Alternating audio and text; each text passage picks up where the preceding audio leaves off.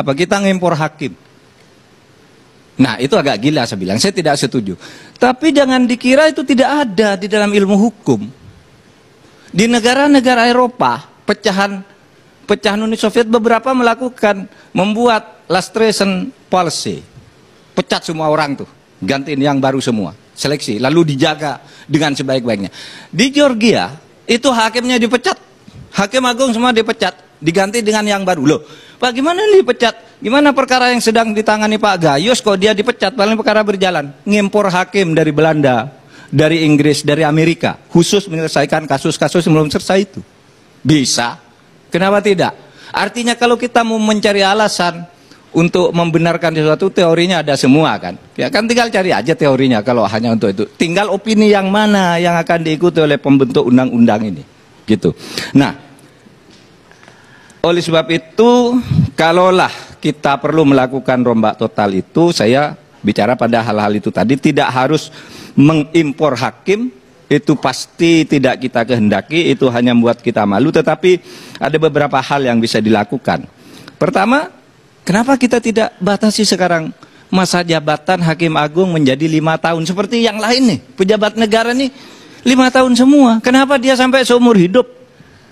Kenapa tidak buat undang-undang 5 tahun diseleksi ulang, mau terus boleh, masih bagus boleh, tidak berhenti. Kenapa tidak buat undang-undang seperti itu?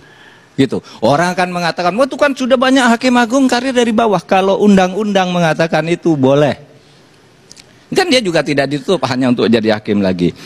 Yang kedua, ya pendekkan aja masa pensiun ini biar tidak numpuk di situ. Kenapa dulu diperpanjang lagi kan? Sebenarnya dulu mafianya itu ada di DPR dan di Mahkamah Agung juga, Pak. Tapi belum ada Anda di situ.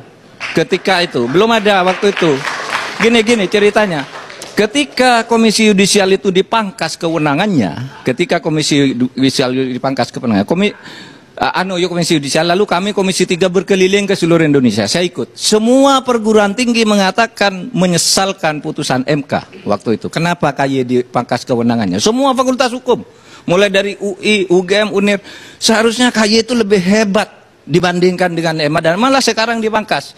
Nah, lalu direncanakan membuat 3 undang-undang karena terlanjur ada putusan itu, yaitu undang-undang KY karena sudah dipangkas itu, undang-undang MA, kemudian undang-undang Mahkamah Konstitusi. Disepakati KY dulu. Tapi tiba-tiba sesudah saya keluar dari sana, yang muncul apa? Undang-undang Mahkamah Agung dulu, sehingga ketika membahas undang-undang KY ini sudah tinggal ampasnya. Itu sudah di undang-undangnya kemarin. Belum ada Anda, Pak. Belum ada Pak Akbar, belum ada Mas Desmond di sana. Saya masih di sana sama Pak Gayus. Saya masih di sana Pak Gayus. Lah ini mafia apa lagi saya bilang? Harusnya nih KY dulu ditentukan batas-batas yang kuat.